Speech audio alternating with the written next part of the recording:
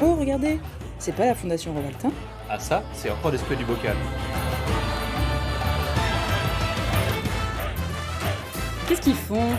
Je crois qu'ils vont nous régaler avec un peu de science.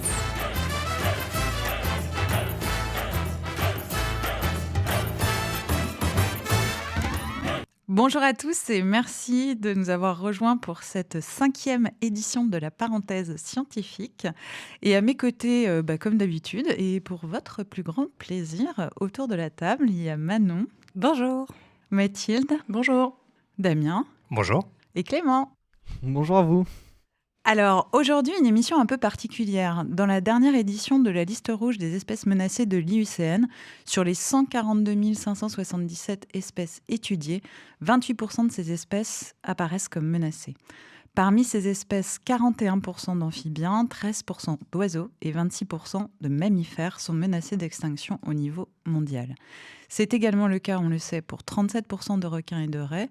Donc là, on parle plutôt du milieu marin, 33% des coraux constructeurs de récifs et 34% des conifères. Alors, le saviez-vous, une fourmi est si facile à écraser et pourtant moins fragile qu'un éléphant. Alors, pourquoi ? Évidemment, on parle là du niveau de la population. Et pourquoi certaines espèces résistent-elles à de forts changements de leur milieu et d'autres non ? Baleines, albatros, éléphants, quelle est la dynamique et les propriétés de ces populations ? Eh bien, pour répondre à cette question aujourd'hui, nous revenons sur la conférence de Jean-Dominique Le Breton, directeur de recherche émérite au CNRS, écologue spécialiste de la démographie animale et membre de l'Académie des sciences, rien que ça, qui nous avait donné en mars dernier. Allez, le résumé de cette conférence de Jean-Dominique Le Breton, c'est parti.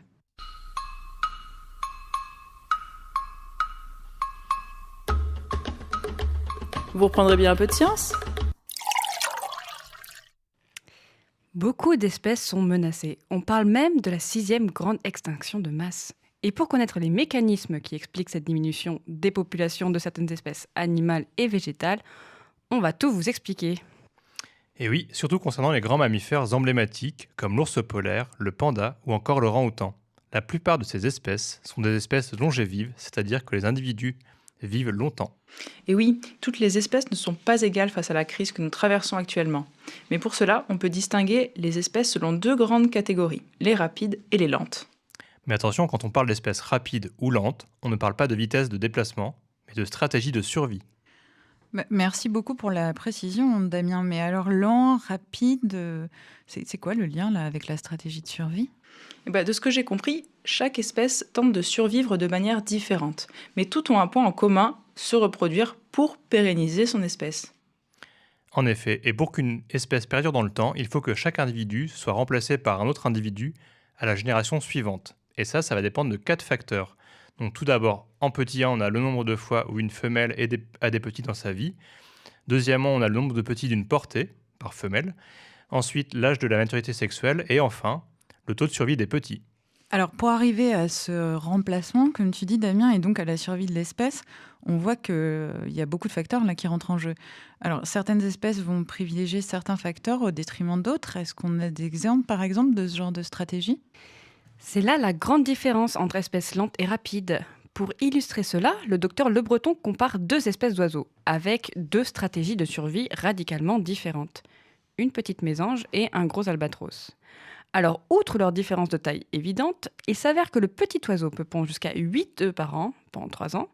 A l'inverse, l'albatros pond un œuf tous les 2 ans, à partir de ses 10 ans, et peut vivre jusqu'à 50 ans. Et une des grosses différences, c'est que chez l'albatros, le taux de survie des petits est 2 fois plus important que celui des bébés mésanges. Et ce qui est intéressant, c'est que malgré leurs différentes stratégies de survie, ils arrivent au même nombre de petits à la génération suivante. Donc, en théorie, ces 2 espèces sont aussi pérennes l'une que l'autre.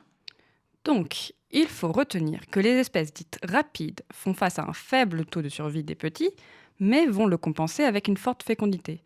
Tandis que les espèces lentes, c'est-à-dire longévives, ont une bien meilleure survie, mais avec une fécondité plus faible.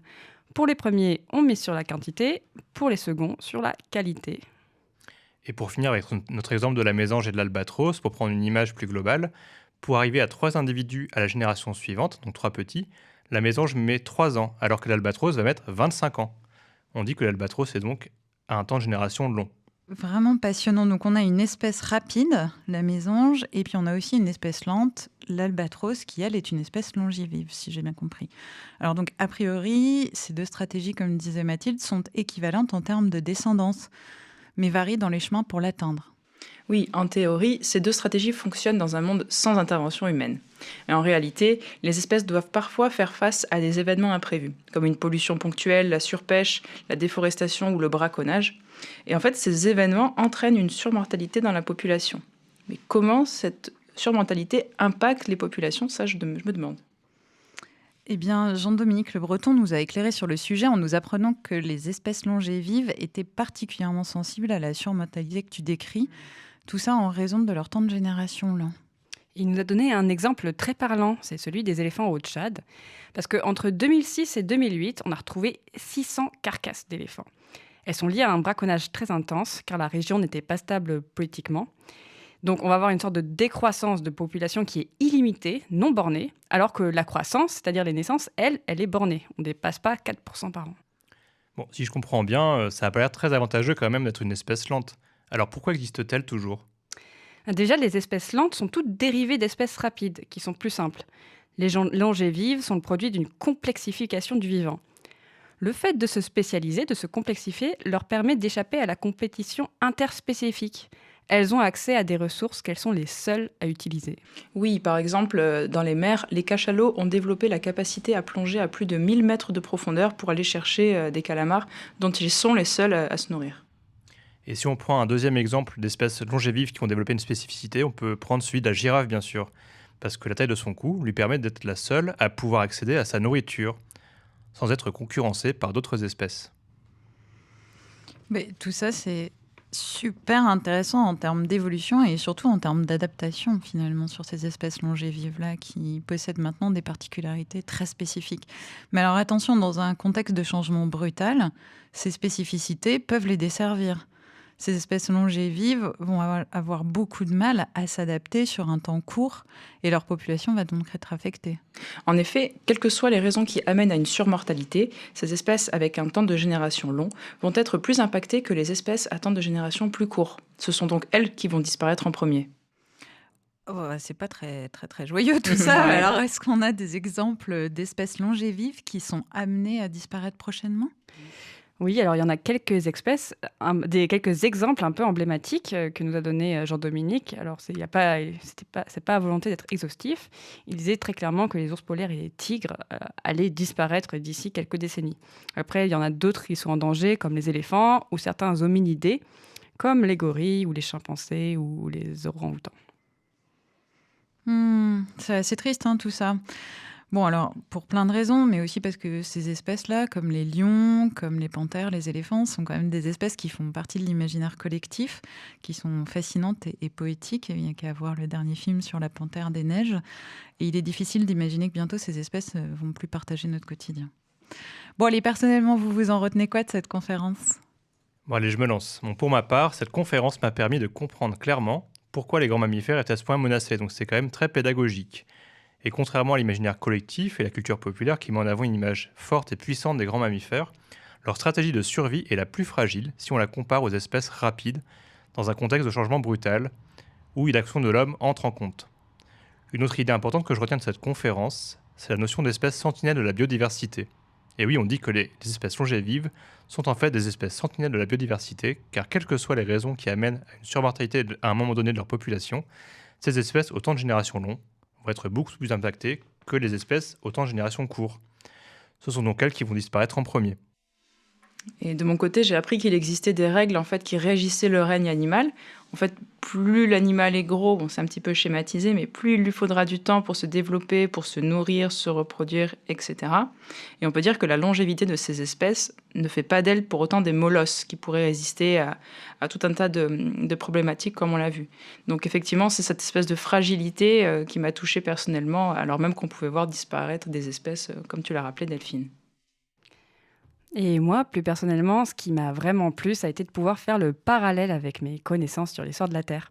Parce que pendant mes cours de géologie, j'avais appris qu'il y avait eu 5 grandes crises biologiques majeures dues à des changements climatiques globaux.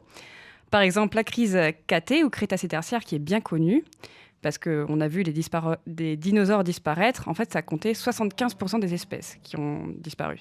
On a aussi la crise Permien-Trias où 95% des espèces sur Terre ont disparu.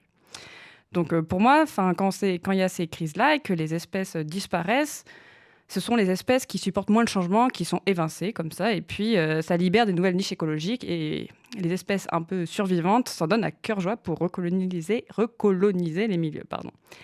Et en fait, ce que je découvre là, c'est qu'il y a une sorte de gradation parmi les espèces qui disparaissent en premier, du plus complexe, ce que la nature a mis le plus de temps à créer, au plus simple. Ces dernières ayant au final le plus de chances de survivre. Merci à tous. Je ne sais pas pour les auditeurs, mais en ce qui me concerne, je vous trouve toujours extrêmement passionnant. Allez, on passe à la petite pause musicale.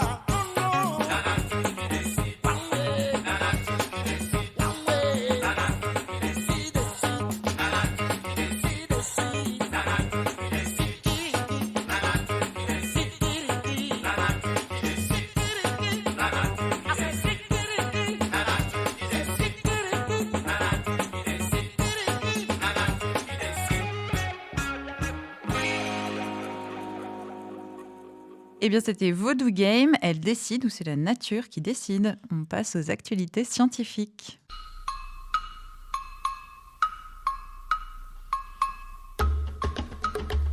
Vous reprendrez bien un peu de science ?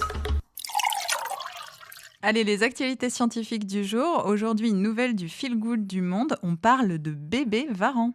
Et oui, Delphine, une naissance inédite est venue émerveiller les équipes de Paddy Park. C'est un parc zoologique consacré aux reptiles qui se trouve à Paddyrac dans le Lot.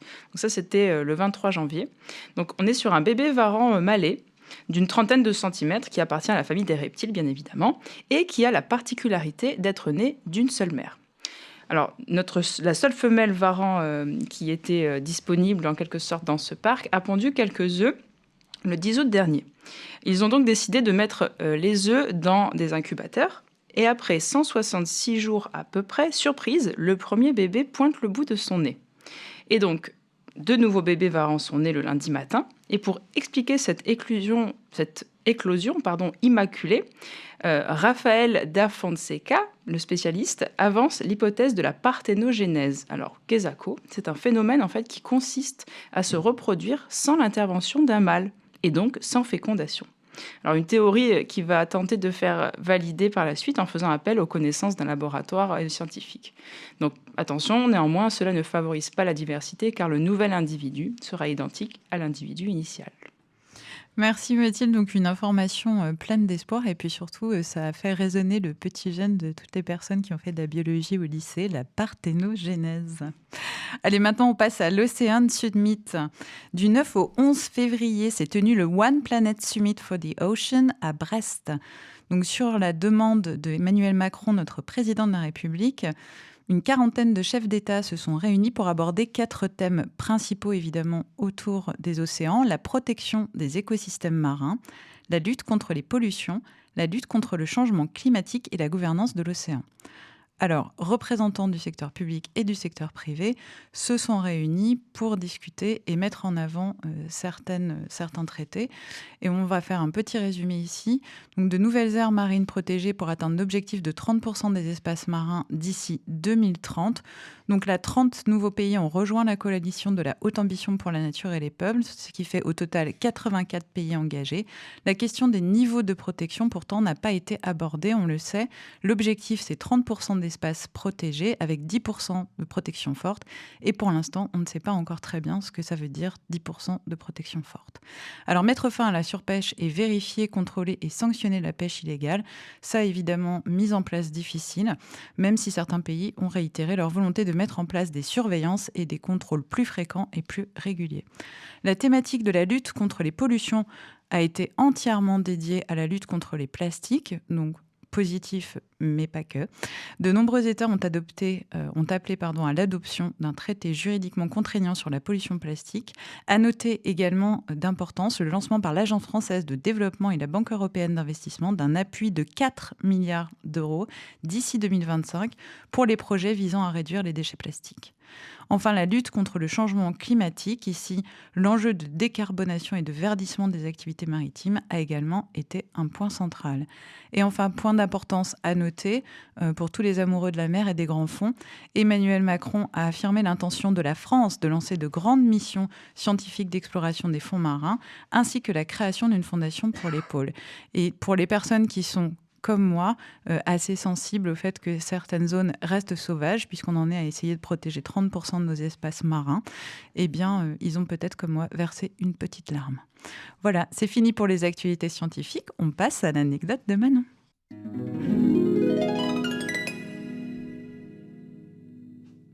Je sais pas pour vous, mais moi, avec l'arrivée de ces beaux jours, je commence à avoir des fourmis dans les jambes. Et à rêver de longues randonnées dans la nature pour le printemps prochain. Et pourquoi pas le chemin de Stevenson dans les Cévennes d'ailleurs? Dépaysement garanti dans cette nature protégée. Et oui, le GR, l'itinéraire de grande randonnée, passe en grande partie par la Lozère, son parc naturel et ses 15 habitants au kilomètre carré. Oui, mais dépeuplé ne veut pas forcément dire préservé. En effet, il y a une dizaine d'années, des publications scientifiques avaient révélé que parmi les truites pêchées dans certains ruisseaux autour du mont Lozère, certaines atteignaient des concentrations en plomb et cadmium très fortes dans leurs muscles et leur foie, en moyenne 3 fois supérieures aux concentrations retrouvées chez des poissons d'élevage. 60% même des truites dépassaient les concentrations maximales autorisées par l'Union européenne. Mais d'où peut bien provenir cette pollution métallique ? Le mont Lozère, situé dans le Massif central, est dans une zone fortement granitique et riche en métaux. On y trouve notamment beaucoup de galène argentifère. C'est un très beau minéral argenté avec des formes cubiques qui est en fait un sulfure de plomb. Ces gisements n'ont pas échappé aux Romains qui l'ont exploité dès l'Antiquité. L'exploitation a continué au Moyen-Âge et ne s'est arrêtée finalement au début du XXe siècle. Ainsi, pendant ces différentes phases d'exploitation et d'extraction, de nombreux résidus ont été déposés dans les cours d'eau, puis piégés dans les sédiments qui tapissent le fond des rivières.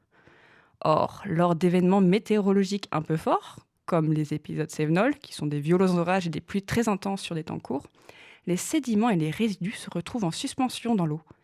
Ceci explique donc nos truites contaminées qui sont tout au bout de la chaîne alimentaire du ruisseau. Cela a des conséquences sur leur développement d'une part et sur la santé de ceux qui les pêchent et les consomment d'autre part. On touche du doigt une problématique assez importante. De nos jours, on prend de plus en plus en compte les traitements des déchets miniers ou autres, mais quid des déchets anciens, oubliés mais toujours bien présents? Ce sont des thématiques qui mériteraient d'être mieux prises en compte par les politiques environnementales. En attendant, pour vos prochaines péripéties dans la nature, n'hésitez pas, avant de piquer une tête dans un cours d'eau, à l'apparence innocente, d'aller vérifier si la qualité de l'eau est suffisante sur le site ministériel baignade.santé.gouv.fr. Bon, on est un peu en avance quand même sur la saison. Rassurez-vous, il reste très largement minoritaire et ne devrait pas trop impacter vos vacances bien méritées.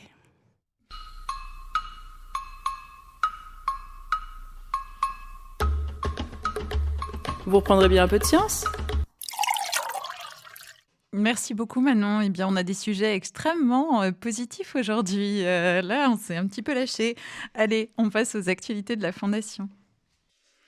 Oui, je vais revenir sur la conférence à laquelle nous avons assisté le mercredi 9 février avec Benjamin Brigaut, qui est venu gentiment nous présenter un état des lieux en fait, de nos sources d'énergie en France. Un sujet d'ailleurs qui a déchaîné les passions parmi les gens présents, entre débats sur les énergies nucléaires et énergies fossiles et nouvelles perspectives avec la géothermie. Et le prochain rendez-vous à ne pas manquer, ce sera le samedi 5 mars. Nous co-organisons un séminaire avec la Maison Chapoutier sur le thème des arbres et des humains.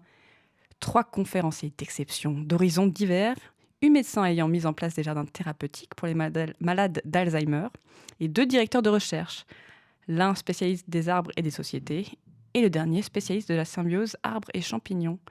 Au programme, conférences, dégustation de vin, repas, visite de vignes.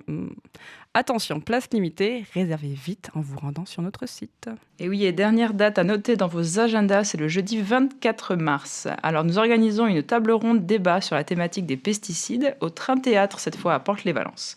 Un viticulteur, un spécialiste des néonicotinoïdes, une chercheuse en biologie du sol et une experte en certification agriculture bio viendront nous parler des pesticides sous le prisme des spécialités de chacun. Cette fois, c'est gratuit et reste toujours sur réservation sur notre site, je vous le rappelle, fcsrovaltin.org. Merci beaucoup, mesdames. Écoutez, en tout cas, je vous invite, si vous n'avez pas encore prévu votre samedi 5 mars, à vous inscrire très très vite à ce séminaire à la Maison Chapoutier. Et vous aurez aussi l'occasion de rencontrer en vrai Manon et Mathilde qui seront là pour vous accompagner sur cette journée. Voilà. Et puis, on rappelle la parenthèse scientifique à gmail.com si vous voulez nous écrire, si vous avez des questions à poser ou des commentaires à nous faire. La prochaine fois, c'est quoi ? On est encore en réflexion. Surprise. C'est une surprise. Eh bien, la prochaine fois, surprise. On aime bien les surprises à la Fondation, vous faire des surprises. Et puis, voilà, n'hésitez pas non plus le 24 sur cette table ronde au Train Théâtre. Eh bien, on était très, très heureux d'être avec vous encore aujourd'hui. Au revoir à tous. Merci beaucoup. À très bientôt. Et à bientôt. Au revoir. Et bien sûr, on remercie chaleureusement Radio BLV de nous accueillir pour ces émissions mensuelles. Et Clément aussi pour l'accueil technique. Oh, regardez, c'est pas la Fondation Rovaltin ? Ah ça, c'est encore des du bocal. Qu'est-ce qu'ils font ? Je crois qu'ils vont nous régaler avec un peu de science.